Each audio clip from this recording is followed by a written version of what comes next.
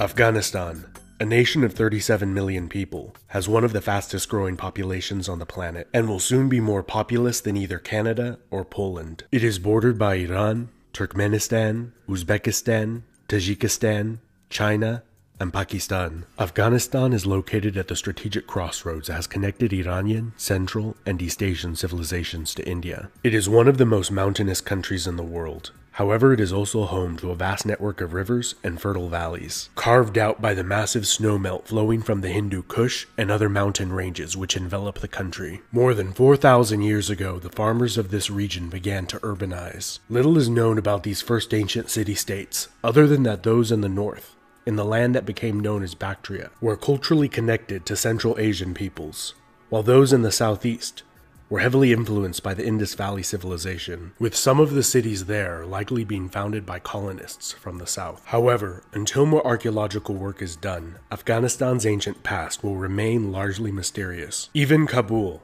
the current capital of Afghanistan, is likely to have been near continuously inhabited for more than 3,500 years, with the exact origin and people who built it unknown. Sometime during the 7th century BC, the Medes, a northern Iranian people, were the first to conquer and unite this land under their rule, which lasted approximately a little over a century. They were overthrown by the closely related Achaemenid Persians, who divided the empire up into satrapies, or provinces. By the time of the conquests of Alexander the Great, Persian people, language, culture, and religion were prevalent in what is now Afghanistan, with sizable Buddhist and Greek minorities who the Persians had resettled from their western provinces in the preceding centuries. Alexander faced some of the most formidable resistance of his conquests in Bactria, which is likely the primary reason he married the Bactrian princess Roxana, with whom he had a son, also named Alexander, which secured the allegiance of much of the Bactrian nobility and people, and access to India through the strategically important Khyber Pass. Alexander also founded several Greek colonies in the region that later became important political, commercial, and military centers. The Macedonian general Seleucus and his descendants ruled over much of the eastern portion of Alexander's empire in the years following his death at the age of 32. Control over Bactria and the Indus River Valley was tenuous at best. Before 300 BC, much of this territory had been lost to the Indian Mauryan Empire of Chandragupta. In the peace that followed the war between the two empires, Chandragupta married Seleucus's daughter and gifted his father-in-law 500 trained war elephants, which he used to great effect in his wars in the west. Not long after, the Greek cities of Bactria overthrew Seleucid rule, establishing a wealthy kingdom that controlled much of the land trade to and from China and India. They were able to withstand a major Seleucid invasion and a nearly 3-year-long siege of their capital city of Balkh, causing the exhausted Seleucids to sue for peace. Over the next 2 decades, the Seleucid Empire was also greatly weakened by the rise of another one of their former vassals, the Arsacid Parthians. In the southeast, the Mauryan Empire collapsed. The Greco-Bactrians were then able to effectively fill much of the power vacuum left by these two empires, but their success was halted by internal division. As much of the army was in India, expanding Greco-Bactrian territory, the king was overthrown by a usurper, splitting the empire into 2 kingdoms, which both experienced several decades of relative stability and prosperity, and the flourishing of a culture that was a unique amalgamation of Greek, Iranian, Indian, and other Central Asian cultures. After the Greco-Bactrians suffered a series of severe military defeats by the Parthians, they were overrun by successive waves of nomadic invaders. The most powerful of these tribal confederations were the Uz and the Saka, or Scythians, who established control over the lower Indus Valley. The Uz settled in Bactria and largely assimilated with the local people over time. After the waves of nomadic invasions calmed down to some extent, the Parthians then conquered much of the east, up until the Indus River. The Parthian Arsacid dynasty was very hands-off in their style of governance, and were content as long as taxes were paid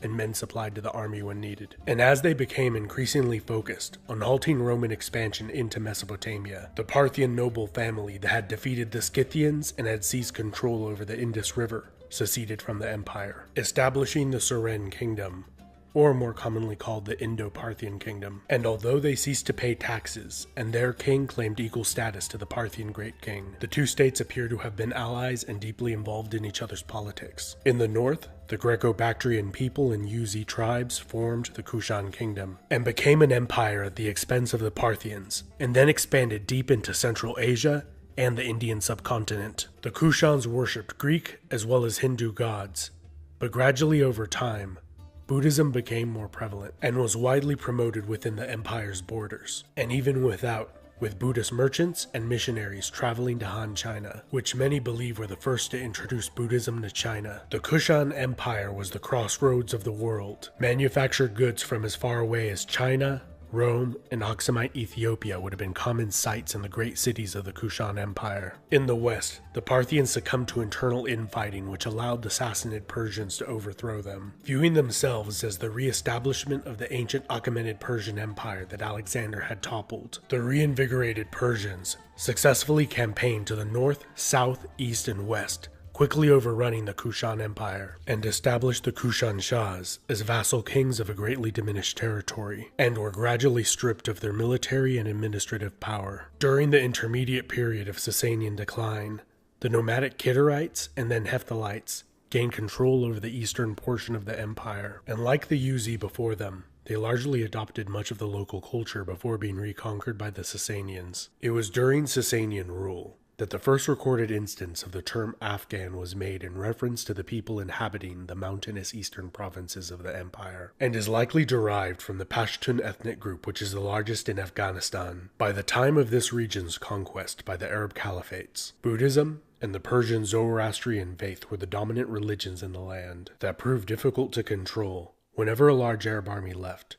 the locals would rebel and revert to their ancient customs and self-rule. In the east, Kabul managed to remain an independent, wealthy city-state, controlling trade through the Khyber Pass to India, ruled over by Buddhists and Hindus. It was not until the late 9th century that the Safarid dynasty, founded by a Persian coppersmith born in southwestern Afghanistan, successfully rebelled against the Abbasid Caliphate and firmly established local rule, that Afghans began to convert to Islam, which the dynasty widely promoted. The Safarids were overthrown by the Samanid Empire, whose rulers claimed descent from the Sasanian Persians, and extensively promoted Persian culture and Islam throughout the empire. They made the mistake of utilizing Turkic slave soldiers, which in time overthrew them and established the Ghaznavid dynasty. Based out of the city of Ghazna in eastern Afghanistan, they continued the policies of promoting Islam and Persian culture, particularly among the nomadic Turkic tribes that were settled within the empire. The Ghaznavids were greatly weakened by conflict with the Seljuk Turk Empire, which allowed for their overthrow by the native Ghurid dynasty, which had recently converted from Buddhism to Islam, and were possibly of Pashtun descent. During the reign of Sultan Ghiyath al-Din Muhammad, the Ghurid Sultanate became a major world power, stretching from the Iranian plateau to Bengal in the east. However, after Ghiyath al-Din's death,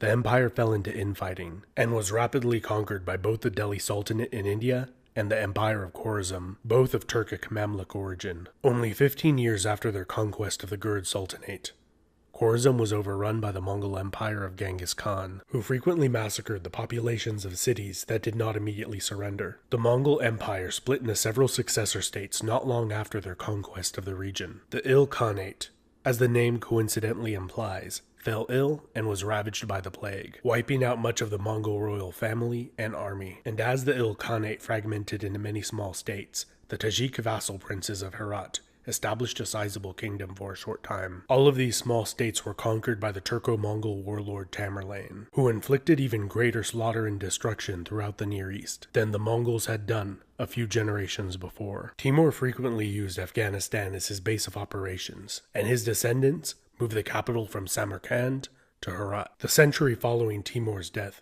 began with peace and prosperity and ended with internal strife and civil war, with its territory being lost to the Uzbeks in the north, the Safavid Persians in the west, and in the southeast the emergent Mughal Empire, which would go on to conquer most of India, claiming descent from Timur and Genghis Khan. Throughout the 17th century, Afghanistan became a largely autonomous buffer zone between the powerful Safavid and Mughal empires. In 1709, the Pashtun Hotak dynasty successfully rebelled and established a short-lived empire by conquering a great deal of Iranian territory. The Safavid Empire was overthrown by the soldier of fortune Nader Shah. He was the son of a common herdsman and one of the most brilliant military strategists ever to have lived. He reconquered Afghanistan and defeated Ottoman and Mughal armies, but his reign was brought short when he was assassinated at the age of 48. One of his cavalry commanders, Ahmed Shah Durrani, was a Pashtun and returned to his homeland, where a Pashtun tribal confederation selected him as their leader. He used his military experience to great effect,